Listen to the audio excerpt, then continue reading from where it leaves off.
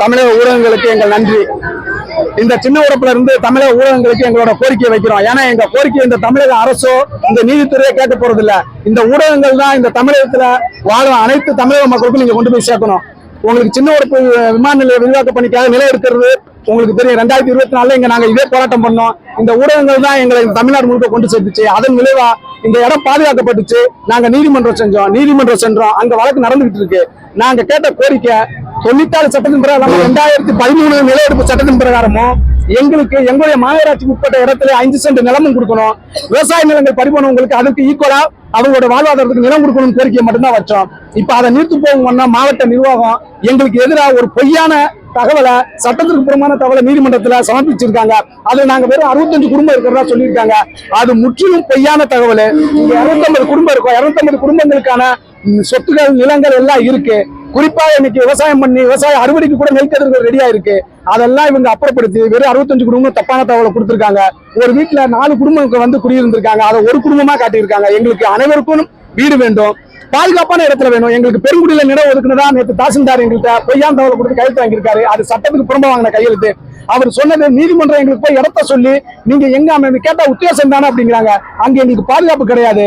இது வந்து தமிழகத்தில் ஜாதி வன்முறைகள், ஜாதி சண்டைகள் அதிகமா இருக்கிற பகுதி. அதிலும் குறிப்பாக தென் தமிழகத்தில் எங்கள் தேவேந்திர குல சமூகத்துக்கும் தாங்கள் உயர்ந்த சமூகம் என்பவர்களுக்கும் நடக்கிற ஒரு 50 ஆண்டு கால வரலாற்று சண்டை உங்களுக்கு தெரியும். எங்களுக்கும் பாதுகாப்பு கிடையாது, எங்க பிள்ளைகளுக்கு பாதுகாப்பு கிடையாது. அவங்க கொடுத்த இடத்தை நாங்க புறக்கணிக்கிறோம். எங்களுக்கு மாற்று இடம் கொடுக்கணும். நீங்க எப்படி விமான நிலையத்தை விரிவாக்கத்தை நாட்டோட வளர்ச்சி சொல்றீங்க, அது மாதிரி எங்களோட வாழ்க்கை முக்கியம் இல்லையா? எங்களுக்கு மாற்று இடம் வேணும். அதுல 5 சென்ட் இடம் வேணும்னு கோரிக்கை வைக்கிறோம். 2013 சட்டத்தின் பிரகாரம் அவங்களுக்கு இழப்பீடு வழங்கணும். பாதிக்கப்பட்ட விவசாயிகளுக்கு விவசாய நிலம் வழங்கணும். இதை கொடுக்க தவறும் பட்சத்தில் தேர்தல் புறக்கணிப்பு என்று நாங்கள் முழக்கம். அந்த புறக்கணிப்பு என்பது தேர்தலை புறக்கணிப்பது கிடையாது. எங்க ஜனநாயக கடமையை செய்வோம். எங்களை வஞ்சிச்ச இந்த அரசை நாங்கள் எப்படி புறக்கணிக்கணுமோ அப்படி எங்க மக்களிடம் 100 கிராமங்களுக்கு எங்க பெண்களோடு சென்று ஒப்பாரி வைப்பது மற்றும் எங்கள் நிலத்தை இலங்கை அதாவது ஈழத்தில் நடந்தது கொடூரம் எங்களுக்கு நடந்து விட்டது என்று தென் தமிழகமே நாங்கள் சென்று பரப்புரை செய்வோம்.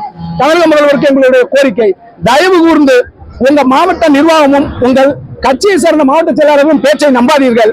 அவர்கள் உங்கள் மகனையும் உங்களுடைய முதல்வர் கனவையும் நாசமாக்கி விடுவார்கள். எங்கள் மக்களுக்கு நீதி கிடைக்கவில்லை என்றால் இந்த மீனாட்சி பிறந்த இந்த மண்ணில், இந்த சிவன் புட்டுக்கு மண் சுமந்த இந்த மண்ணில் நீதி கிடைக்கவில்லை என்றால் உங்கள் அரசியல் வாழ்வும் இத்துடன் முடிந்து போகும் என்று இந்த சின்ன உடப்பில் இருந்து அந்த மீனாட்சி மேல் ஆணையிட்டு நாங்கள் கூறிக்கொள்கிறோம்.